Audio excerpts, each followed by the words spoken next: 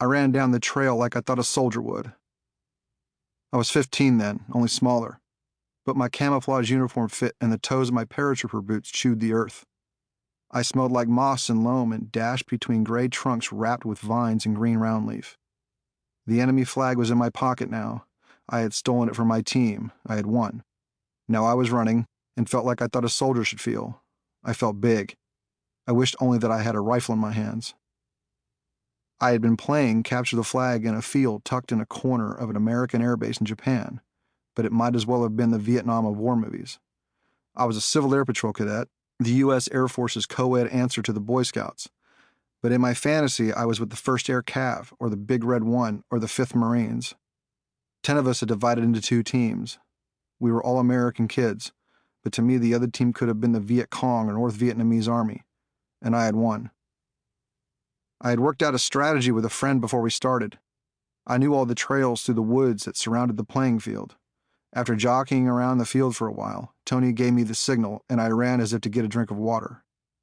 Once I was out of sight, I slipped into the woods and found a trail that ran down the length of the tree line, where I felt hidden by the thick broadleaves and the wartime fantasies behind my eyes. The opposing team was on the far side of the field. I could see them through the leaves, but they could not see me. I heard someone from their team call, "Where's Alexander?" I had made it down the trail and stalked back through the woods toward the end of the field behind the cluster of trees that protected the enemy flag. My insides rattled. I didn't want to be caught. I didn't want to fail.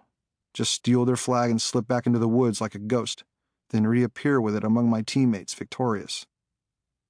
When I had reached their flag, I carefully pulled it from the notch of the tree it hung from and tucked it deep into the cargo pocket of my camouflage pants, then turned and shuffled away on my elbows and knees, with my chest on the earth, like a soldier crawling beneath machine gun fire. I refused to look back at the guard, but I listened for sounds of his approach. I heard nothing. The 2 teams continued running and rushing around each other, angling, trying to get an edge.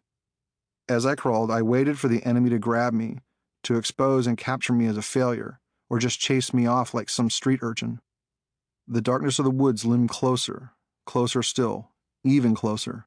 My heart in my throat, my skin tingling, a thin glaze of sweat on my body, senses acute and aware. Adrenaline ran through me like the snap of a high-voltage line. Once I had crawled beyond the first trees, I stood to a crouch and continued toward the trail. I moved quietly at first, just as I had done at the beginning.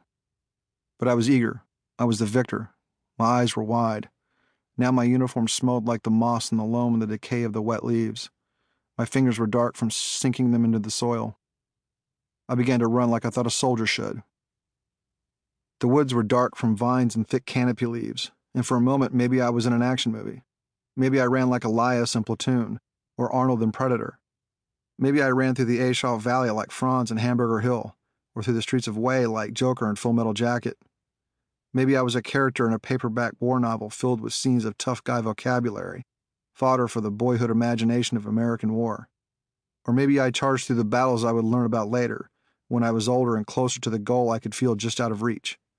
Maybe I sprinted from the Normandy coast toward the Rhine, marching with the GIs toward the final righteous destruction of the Nazi death machine, the pure epic fantasy of the American soldier. What if I ran across bizarre little islands my life would be soaked with at Marine boot camp a few years later?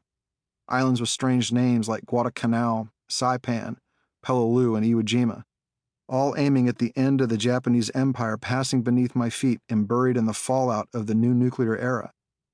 But maybe I'm only insane in this moment, running down a trail in an outpost of America's own empire, dressed in camouflage, another kid playing war. My legs burned as I ran, but I did not notice. Instead, I felt pride and love and victory.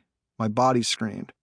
I don't know how or when, but out there somewhere forward of me, along this trail, yes, there is a war and I'm going to be a part of it. Even if the war is wrong or flawed, baked with imperial hubris and patriotic filigree, I will go and shoot and fight and see the expanse of the next American war story. I ran hard, howling toward a glorified American machine gun future.